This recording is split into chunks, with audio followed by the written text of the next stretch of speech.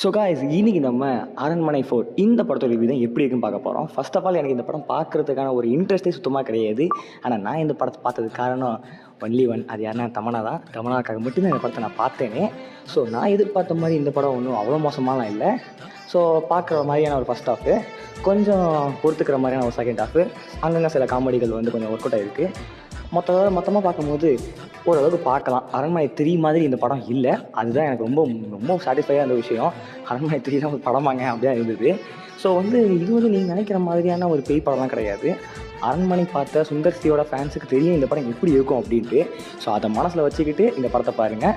சும்மா போயிட்டு ஹாரர் படம் சொன்னாங்க ப்ரோ, அதெல்லாம் சொல்லவும் தேவையில்லை. ஏன்னா நீங்கள் தான் 4 படம் பார்த்துருக்கீங்க, 3 படம் பார்த்து வந்திருக்கீங்க அரண்மனை. இப்போ உங்களுக்கே தெரிஞ்சிருக்கும். மற்றபடி இந்த படம் ரசிக்கும்படி தான் கொஞ்சம் இருக்குது. ஸோ இந்த படம் பார்க்கணும்னு நினைக்கிறவங்க தேட்டரில் போய் செக் பண்ணுங்கள். கண்டிப்பாக இந்த படத்துக்கு ஃபேமிலி ஆடியன்ஸ் போவாங்க. முடிஞ்சு ஏஞ்சி வந்துடாதீங்க. கடைசியாக தான் நம்மளோட தமிழோட டான்ஸே இருக்குது.